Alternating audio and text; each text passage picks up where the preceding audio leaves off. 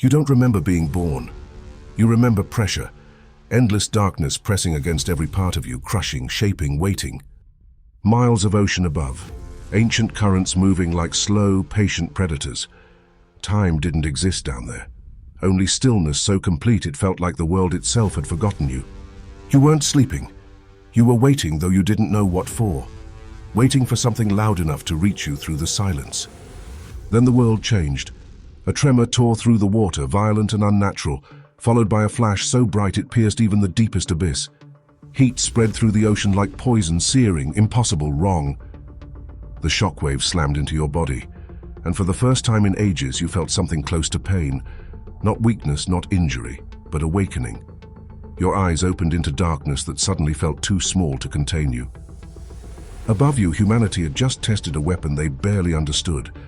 They thought the ocean would hide their mistakes. They didn't know it would feed you. Energy flooded through your veins, ancient instincts roaring back to life like something that had been starving for centuries. Your body moved, massive muscles flexing against water that once felt infinite, but now seemed thin, fragile. Sediment exploded upward as you rose, disturbing layers of history untouched for thousands of years.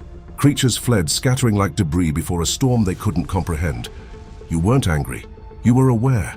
The surface called to you, not as a destination, but as a disturbance that needed to be corrected. Balance had shifted, and balance is the only language you understand. As you ascended, the darkness gave way to dim light, then pale blue, then the blinding chaos of the world above. For a moment you hovered beneath the waves, sensing vibrations traveling through water and earth alike. Machines, cities, millions of fragile lives moving without realizing how loud they were. Then you broke the surface. Air felt thin, fragile, temporary. The sky stretched endlessly, but it didn't feel as ancient as the depths you came from. Ships scattered like insects, their alarms screaming in frequencies that irritated more than threatened. Explosions struck your skin, meaningless sparks against something far older than their technology. They fired everything they had, convinced destruction was the only language powerful enough to stop you. They didn't understand. You weren't here to conquer, you were here because they woke you. As you stepped onto land for the first time, the ground trembled not from rage but from weight, the undeniable presence of something the world wasn't built to contain. Buildings collapsed under the shockwaves of your movement, glass raining down like artificial storms. Humans ran in every direction, their panic vibrating through the earth like static. You watched them the way a mountain watches weather, aware, unmoved, inevitable. This wasn't your world, but it was no longer theirs alone either. Somewhere deep inside, something ancient stirred. Not emotion, not thought, but recognition. You had walked this planet before their cities existed, before their languages, before their fragile belief that they controlled anything at all. They called you monster because they needed a word for something that made them feel small again. You kept moving because the balance wasn't restored yet, and until it was, the world would remember what it means to be powerless. They call it a defensive operation. From your perspective, it feels like panic pretending to be strategy. Jets tear across the sky in tight formations, their engines screaming like frightened animals trying to sound brave. Ships surround the coastline in a desperate attempt to contain something that was never meant to be contained. You feel their movements through the ground long before you see them. Vibrations traveling through rock and water alike, announcing their presence the way thunder announces a storm that cannot be negotiated with. Missiles strike first. The impacts bloom across your skin in flashes of fire and smoke, loud enough to shake the air but not strong enough to matter. You barely react, not out of arrogance, but because pain requires damage, and damage requires something capable of harming you. The attacks feel like rain hitting stone, noticeable, persistent, ultimately meaningless. Still, they keep coming, wave after wave, as if repetition might achieve what power cannot. You turn toward the ocean. For a moment, the bombardment stops, commanders hesitating, unsure whether they forced a retreat or provoked something worse. The water churns violently as you step back into it, your massive form disappearing beneath the surface with deceptive ease. Relief spreads across their ranks like a disease, temporary, premature, dangerous. They think they've won something. They think the nightmare has passed. Then the sea begins to glow. At first it's faint, a dull pulse beneath the waves like a heartbeat too large to belong to anything alive. The color intensifies, spreading outward in rippling patterns that distort the surface, turning the ocean into something unnatural, radioactive blue, cutting through the darkness of night. Ships scramble to reposition, alarms blaring in tones designed to trigger fear because fear is the only reaction left to them. You rise again. Water explodes upward as your head breaks the surface, dorsal spines blazing with energy drawn from the depths themselves. This time, when you move toward land, there's no hesitation, no uncertainty. The balance they shattered has not been restored. They only made the disturbance louder. Buildings crumble beneath your steps, infrastructure collapsing like fragile bones, the illusion of human permanence disintegrating in seconds. They escalate. New weapons, experimental, desperate, the kind designed for wars they never expected to fight on their own soil.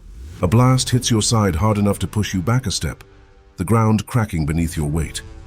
For the first time, something close to irritation flickers through your ancient instincts. Not anger, correction.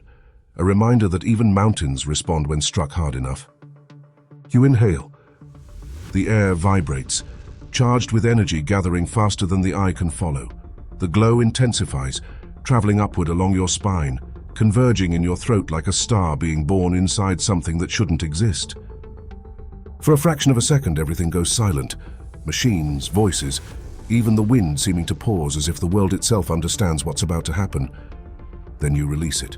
The beam cuts through the night like a blade of pure light, carving a path across the battlefield with surgical precision.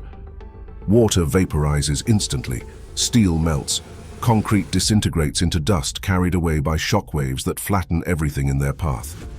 It isn't chaotic, it isn't wild. It's controlled, deliberate. A force of nature applied exactly where it needs to be to end the threat. When it stops, the silence is absolute. Smoke rises in thick columns, illuminated by fires that no longer have anything left to consume. Survivors stare upward, too stunned to run, forced to confront the reality that technology cannot compensate for insignificance. You stand there, framed by destruction that feels less like victory and more like the inevitable consequence of imbalance left unchecked. You didn't come here to destroy them.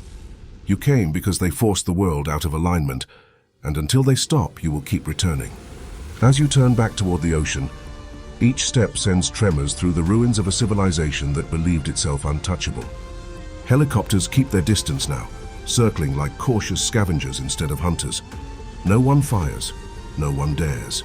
They finally understand what the first attack should have taught them. This isn't a war they can win.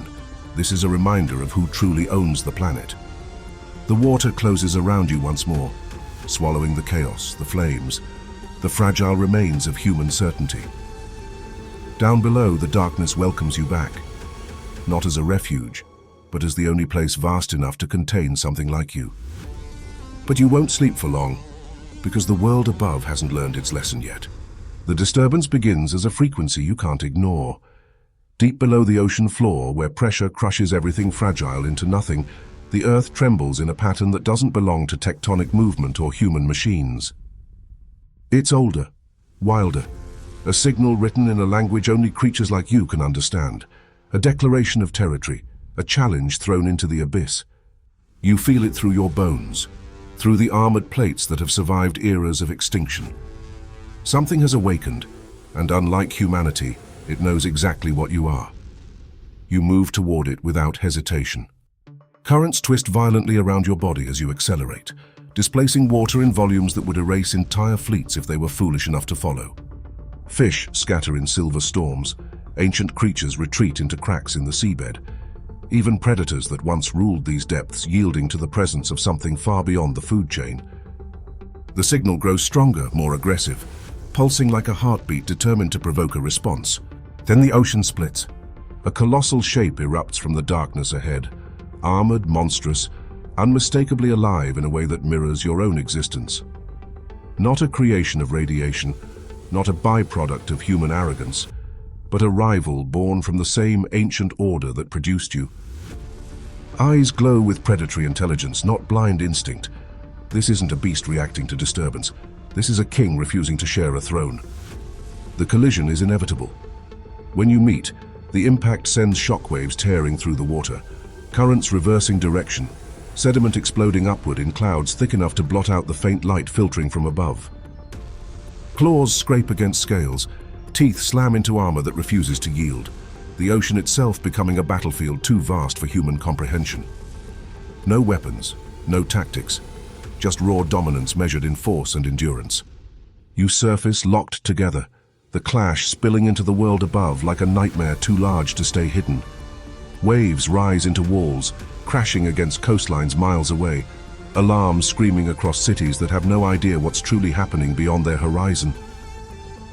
Satellites capture only fragments, glimpses of titanic forms tearing at each other in bursts of water and energy that distort the air itself. Pain registers, real pain this time, sharp enough to focus your instincts into something almost surgical. This opponent can hurt you. That alone changes everything. You adapt, movements becoming more deliberate, less brute force, and more precision honed by countless unseen battles long before humanity existed. You slam it downward, driving its massive body into the seabed hard enough to fracture stone that has held for millions of years. It retaliates instantly. Energy bursts from its core, not identical to yours but equally catastrophic, ripping through the water in blinding pulses that turn the surrounding ocean into a storm of boiling currents. For a moment, both of you vanish beneath the turbulence, locked in a struggle that reshapes the terrain itself. Mountains crumble, trenches deepen. The planet remembers what it felt like before humans believed they were the dominant species. You rise first, dorsal spines blazing, breath charged with the same unstoppable force that leveled cities. You unleash everything you are, not in anger, not in desperation, but in absolute certainty. The beam tears through the water, illuminating the abyss in a column of light visible from orbit, striking your rival with enough power to silence even the ancient signal that called you here. When the glow fades, the ocean stills. The massive form sinks slowly, defeated but not erased, disappearing back into darkness where it will heal, wait, and perhaps challenge you again when the balance shifts once more. This was never about extinction. It was about dominance, about reminding the world, and anything else that sleeps beneath it, who answers when the planet is threatened. You remain at the surface, watching the horizon burn with the colors of sunrise breaking through clouds torn apart by the battle. Ships stay far away. Aircraft orbit at distances that feel cautious instead of aggressive. Humanity witnessed enough to understand this wasn't a fight they were part of. They weren't the target. They were bystanders to a war older than their entire civilization. You turn back toward the depths, not retreating, returning, because kings don't rule cities. They rule the silence beneath them. And as you descend once more into the endless dark, the ocean closes above you like a curtain, hiding the truth from a world that still believes monsters come from their nightmares instead of their history.